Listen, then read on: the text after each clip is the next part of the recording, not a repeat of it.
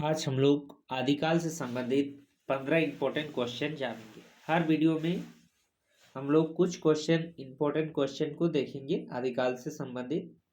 तो स्टार्ट करते हैं आदिकाल से संबंधित इम्पोर्टेंट क्वेश्चन, जो कि आपको हिंदी से संबंधित आदिकाल, हिंदी साहित्य इतिहास में आदिकाल से संबंधित यदि सवाल बनेंगे तो इस टाइप से सवाल बन सकते हैं। और हम लोग कह सकते हैं कि यही सवाल बन सकते हैं, कुछ आगे पीछे भी हो सकते हैं, वह तो परीक्षा पर निर्भर करेगा कि किस प्रकार से सवाल बनाएंगे। तो स्टार्ट करते हैं। पहला प्रश्न है, कृतिलता किस भाषा की रचना है? कृतिलता जिसके लेखक है आपका विद्यापति, तो किसका रचना है? तो इसका आंसर है आपका अवहट। अवहट भाषा का यह रचना है, विद्यापति द्वारा लिखा गया कृतिलता। दूसरा प्रश्न है आपका, आदिकाल में किस कवि ने अवहट भाषा में रचना की है? आदिकाल में अमीर खुसरो, अब्दुल रहमान कुतुबन या मंझन? तो इसका आंसर है आपका अब्दुल रहमान। अब्दुल रहमान। तीसरा प्रश्न है, आल्हा किस धातु में गाया जाता है? आल्हा जो गाना है किस ऋतु में गाया जाता है? जो आपका आल्हा गाना कौन ऋतु में गाया जाता है? ग्रीष्म ऋतु, शरद ऋतु, वर्षा ऋतु या वसंत ऋतु? तो इसका राइट आंसर है आपका वर्षा ऋतु में आपका आल्हा गीत गाया जाता है। वर्षा समय खेत में जाते हैं उस समय गाया जाता है। 4 नंबर का प्रश्न है, इन रचनाओं को उनके रचयिता के साथ सुमिलित करें। यह रचना है, उसके रचयिता के साथ आपको सुमिलित करना होगा, मिलान करना होगा। तो मिलान करते हैं। आपका कुमार रासो, कुमार रासो आपका है दलपति विजय का, दलपति विजय का है कुमार रासो। परमाल रासो, परमाल रासो है आपका जगनिक का। परमाल रासो आपका जगनिक का,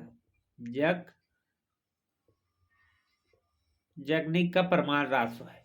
उसके बाद है बिसलदेव रासो। बिसलदेव रासो है आपका, बिसलदेव रासो है नरपति नाल का।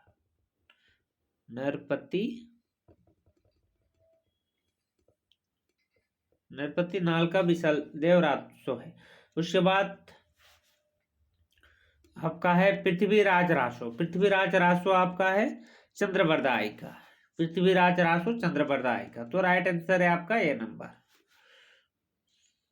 5वां नंबर का प्रश्न की ओर चलते हैं। हिंदी साहित्य के आदिकाल का अभिनव जयदेव। अभिनव जयदेव आपको किसको कहा गया है?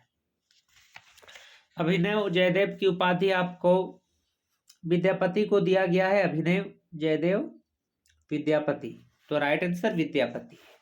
6 नंबर का प्रश्न है, किस रचनाकारों की भाषा को सिंधा भाषा कहा जाता है? किन रचनाकारों की भाषा को सिंधा भाषा कहा जाता है? तो ए में बौद्ध सिद्ध, बी में रासक परंपरा के कवि, सी में संत कवि, डी में जैन मुनि।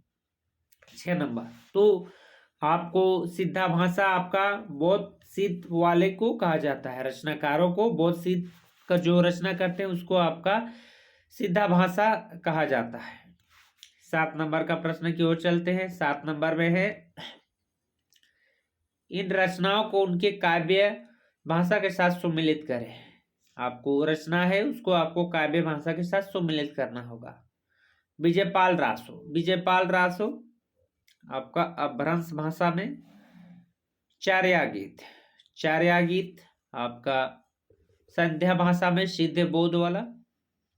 विद्यापति की पदावली, विद्यापति की पदावली आपका है मैथिली भाषा में। विद्यापति की पदावली मैथिली भाषा में। उसके बाद है पृथ्वीराज रासो। पृथ्वीराज रासो आपका हिंदवी भाषा में। राइट आंसर आपका सी नंबर। 7 नंबर का सी नंबर। 8 नंबर का प्रश्न क्यों चलते हैं।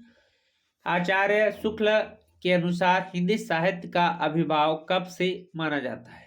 यानी कब से अभिभाव माना जाता है? उत्पत्ति कह सकते हैं, प्रारंभ कह सकते हैं अभिभाव को। तो कब से माना जाता है? इसका आंसर है आपका प्राकृत के अंतिम अपभ्रंश अवस्था में। जो प्राकृत भाषा है, प्राकृत पाली अपभ्रंश, तो उसका आपका प्राकृत के अंतिम अपभ्रंश भाषा अपभ्रंश अवस्था में आपको हिंदी साहित्य का अभिभाव माना जाता है। मतलब हिंदी की उत्पत्ति, हिंदी की प्रारंभ, अभिभाव हुआ था प्राकृत के अंतिम अपभ्रंश में 2009 7 का प्रश्न था। 9 नंबर चलते हैं। अपभ्रंश के प्रथम महाकवि कौन है? अपभ्रंश के प्रथम महाकवि आपका स्वयंभू है। यह आपका राहुल संस्कृतायन द्वारा माना गया था कि प्रथम महाकवि अपभ्रंश के कौन है। राहुल संस्कृतायन ने आपका स्वयंभू को माना है। आपका प्रथम कवि स्वयंभू को रामकुमार वर्मा ने माना है, राहुल संस्कृतायन नहीं। राहुल संस्कृतायन आपका सरपात को माना गया था, आपका स्वयंभू को रामकुमार वर्मा ने माना है। 10 नंबर का प्रश्न है, हिंदी के प्रथम महाकाव्य कौन सा है? हिंदी के प्रथम महाकाव्य जिसमें आप लोग देखते हैं पृथ्वीराज रासो और खड़ी बोली का आपका प्रिय प्रवास। तो हिंदी का आपका पृथ्वीराज रासो प्रथम महाकाव्य है। 11 नंबर का प्रश्न है, आदिकालीन साहित्य में वीर रस की रचनाओं में प्रायः किस भाषा का प्रयोग किया गया है? वीर रस की रचनाओं में आपका किस भाषा का प्रयोग किया गया है? तो इसका आंसर है आपका डिग्गल भाषा का प्रयोग किया गया है।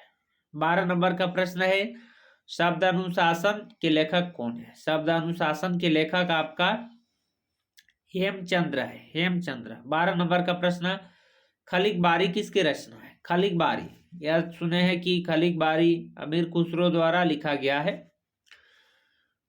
14 नंबर का प्रश्न है, इसमें से कौन सा युग्म संगत है? सही है, यानी बिसलदेव रासो, नरपति नाल, कुमार रासो, जगनीश विजयपाल रासो, चंद्रप्रदाय परमाल रासो, दलपति विजय। इसमें से आपका कौन सा सही है? तो इसका आंसर है आपका बिसलदेव रासो, नरपति नाल, यह सही है। 15 नंबर का प्रश्न है, डिग्गल भाषा का संबंध किस साहित्य से है? डिग्गल भाषा का संबंध हरियाणवी साहित्य, राजस्थानी साहित्य, अवधी साहित्य, मैथिली साहित्य।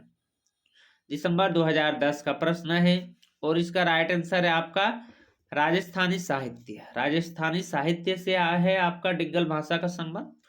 तो इसमें हम लोग 1 से लेकर 15 प्रश्न जाने आदिकाल से संबंधित या ऑब्जेक्टिव सवाल में बन सकते हैं। यदि आप BA कर रहे हैं तो इसमें ऑब्जेक्टिव पूछ सकता है, और साथ ही साथ यदि कंपटीशन लिख रहे हैं हिंदी से संबंधित तो उसमें आपको यह पूछ सकता है।